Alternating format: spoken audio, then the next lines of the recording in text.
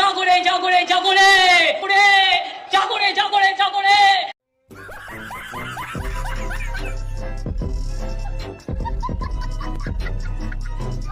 ও পিসি তুমি? আমি ভয় পেয়ে গেছিলাম না।